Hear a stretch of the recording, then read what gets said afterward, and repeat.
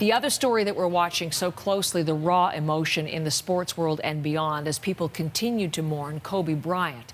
He was killed yesterday in a helicopter crash that also took the life of his 13-year-old daughter, Gianna, and 7 other people who were on board. Kobe Bryant was just 41.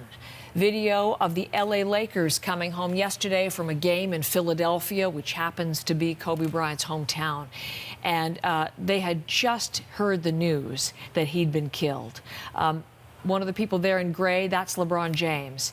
Just on Saturday night, he surpassed Kobe Bryant's career points record, and he did so in Philly on Saturday. They never played for the Lakers at the same time, but they won Olympic gold together twice, and they share the spotlight as among the very best players in NBA history. Fans, fellow players, all paying tribute ongoing this morning and sharing the memories of the impact Kobe had. He's been an idol of mine ever since I was little. Like his mentality, his work ethic. I mean, I think everybody in my position, everybody in the league, he's a legend to us. Growing up my entire life, Kobe was pretty much what the NBA was to me, you know? When I see Kobe, I see all the hard work and dedication. He gave me something to strive for. It just meant like excellence, like as a man, like the best you could be as a man.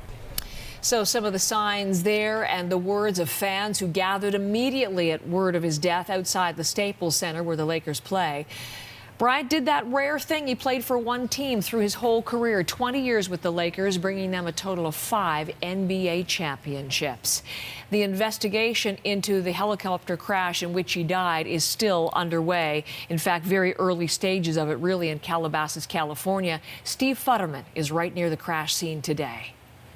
We don't know that much right now, Heather. We do have some speculation that perhaps weather played a role. It was an overcast day yesterday. I happened to drive by this area around the time the crash took place, not knowing what had happened. And I actually noticed and said to myself, gee, it's a bit overcast today. I didn't expect that kind of weather. I thought there would be clear skies. So that's going to be one of the first things that the National Transportation Safety Board, 18 members have come out here to Los Angeles to investigate. That's one of the first things they will look at. Obviously, they want to hear from eyewitnesses, people who maybe heard more than they saw. There's a church right in front of me right now, across the way, where many church members said they heard what they thought was an aircraft. They didn't know if it was a plane or a helicopter in distress. They heard what they found to be noises of a distressed aircraft. Then they heard the loud boom as the helicopter came down. So these are some of the things. They'll also want to look into the safety record of the pilot, the safety record of the actual helicopter. These are normal things they will look at right now. So was it mechanical? Was it weather? Was it a combination of both? That's some of the early things they'll be looking at.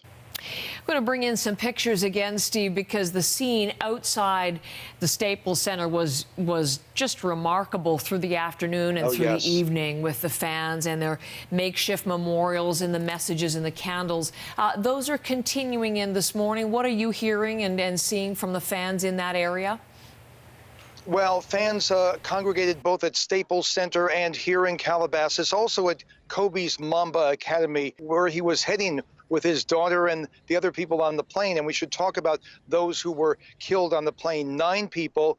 We know, obviously, Kobe Bryant, his 13-year-old daughter, Gianna, or Gigi, as her friends called her, as Kobe Bryant called her. Also on board, a local baseball coach from a local college who was going with his daughter and his wife to the Mamba Academy. So those are the people we know right now. The pilot, we don't know his name at this moment, but he will eventually be identified. Now, authorities are trying to reach these bodies. It's going to take several days, though. It's sort of in an inaccessible area above us here, and it's going to take some time before they actually can get the bodies, perhaps, sadly, several days. And Steve, just finally, because everyone is remembering Kobe Bryant as a legend again as we look at pictures of where the investigation is going to be underway. But it is a reputation that was tarnished somewhat. His legacy is one that's not without controversy. Remind us of some of that, too.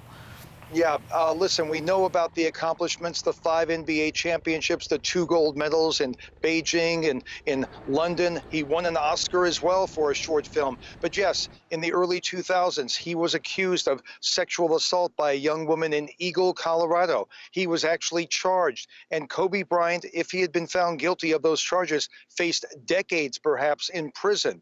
It was a very serious situation for Kobe Bryant. Eventually, the woman who accused him reached an out-of-court settlement with Kobe Bryant. She did not want to take part in the trial. Whether that was brought on by negotiations, that desire or not, we have never known. There was a non-consensual, there was a non-disclosure agreement, and we've never heard much about it. But that is part of Kobe Bryant's legacy as well. Steve Futterman, as he spoke to us from Calabasas, California, right there to the place where the investigation is really beginning. NTSB officials, FAA officials, 2 teams, more than 18 people, in fact, going to be leading that investigation. And we'll certainly bring you updated information as they try to figure out what caused that helicopter to go down. He had been taking a helicopter. This is as I bring in Steve Bull and Michael Serapio. I'm going to play some tape for you in just a second, but this was a practice that he had. You want to avoid the heavy traffic in California. So as a player, he'd take a chopper to practices and games, and he continued that in his life as retirement. So they need to know what brought down that helicopter. With you two, I want to talk about tribute. So let's take a look at how the Raptors and Spurs paid tribute after they heard the news of Kobe Bryant's death. Let's watch this together. They have decided that whoever wins the tip, and in this case Toronto, they are going to let the shot clock run out because of the number 24 to honor Kobe Bryant. Fitting. Appropriate. Is Fred VanVleet holding on to it, and the crowd recognizing what this means. So you hear the explanation there. 24 seconds of the shot clock. He wore number 24 at the end of his career, number 8 earlier on, then number 24. And that's how both the Raptors and the Spurs, they chose to take a shot clock violation for that 24 seconds. And Leo Routon saying he didn't know who thought of it, and I don't know who thought of it either, but it was just a nice, rather creative way. Yeah, and you heard the crowd at first, they're chanting defense, saying it's a regular game, but then they realized what's going on, and when the Spurs did it, they started chanting Kobe over and over again. But you mentioned the tributes coming in, and they're pouring in from all over the place. Let's show you a couple other new ones, starting with basketball legend from Canada, Steve Nash. He tweeted out, "My heart is broken for Kobe and his family. I'll never forget the battles, but what I really admired was the father he was to his girls. Rest in peace, old friend, with your angel, Gianna." And Michael Jordan, in a statement saying in part, "Words can't describe the pain I'm feeling. I loved Kobe. He was like a little brother to me. We used to talk often. I will miss those conversations very much. He was a fierce competitor, one of the greats of the game, and a creative force. Kobe was also an amazing dad who loved his family deeply and took great pride in his daughter's love for the game of basketball."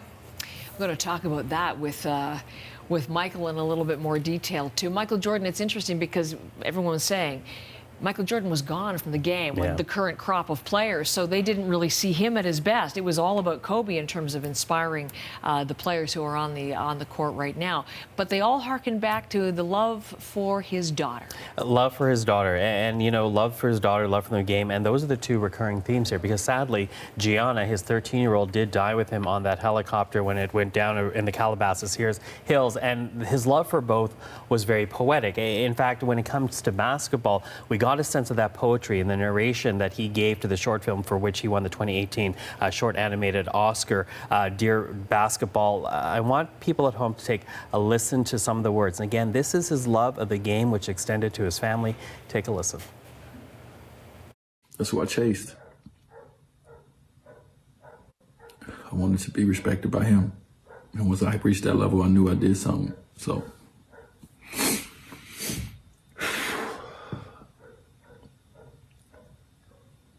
Kobe, thank you, man. Thank you for all the memories. We got a lot of good ones. And these tears that we're crying, we're going to miss you. Sorry about that. That was Dwayne Wade, one of the players paying tribute in video, as we saw Kareem Abdul-Jabbar, and some of them actually made videos as well, in addition to tweeting. But come back to what you were saying, Michael. The Oscar that he won, he wrote this poem in 2015, just before he retired, and then they made it into an animated film. And there's no way you are not touched by his sheer love of the sport, his sheer love of his fans. Let's play a bit now of Dear Basketball.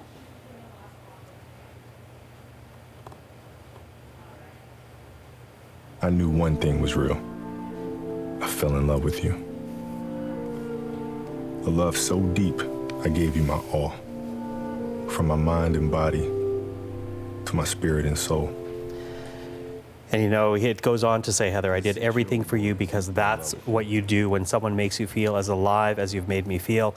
And this towards the end, he says, but my body knows it's time to say goodbye. But that's okay. I'm ready to let you go. And he did officially retire, let basketball go from the LA Lakers in 2016. But his passion was picked up by his daughter, Gianna, 13 years old, when that helicopter went down, known as Gigi to her friends.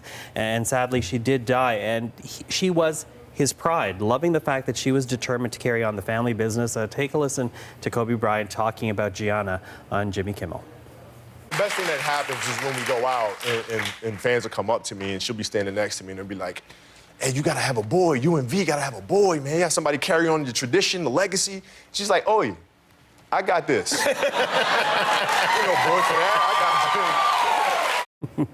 And look at the smile. He had such pride in his daughters, and no surprise, Gianna's goal was to one day play for the WNBA. That's right. He was coaching her, and my gosh, what kind of an amazing bit of instruction was that? And they were so close as they watched those. You follow this, obviously. You were on air as the whole story broke and then unfolded. And I mean, what was your sense about how this all played out? You know, we were in disbelief because you know what it's like when a news story breaks. All of a sudden, a wire says reports say that Kobe Bryant is dead, and so we're quickly working the phones, trying to confirm the news. Within 15 minutes, we've confirmed the news. Within 20 minutes, we get one of our first guests, and it was Akil Augustine, who is, of course, a basketball analyst at NBA TV Canada. And I asked him, "What is your reaction to this?" And he said, "No." And that completely threw me off. I said, what do you mean by no? He said, no, I do not want to believe this. And that is what the first hour was like. Everyone we spoke to refused to believe that he died. They were in this state of denial because they loved him so much, they admired him so much, no one wanted to let him go. 41 and so vital. Leo Routon says it was that 24-second tribute that kind of made it real for him up until that point, an element of denial as well. He was calling the game.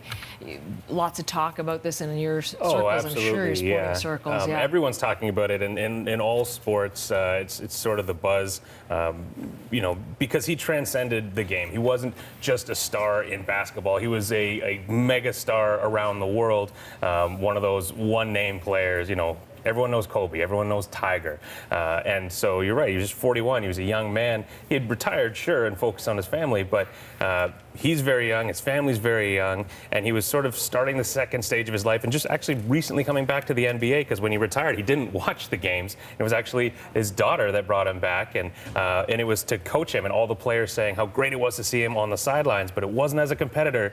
It was as a dad and a coach pointing out things that she could learn in her game. Fantastic. Thanks, guys, for recollections and for all of those tributes. More to come in the next hour. Steve Bull, Michael Serapio, as we continue to follow the aftermath to the death yesterday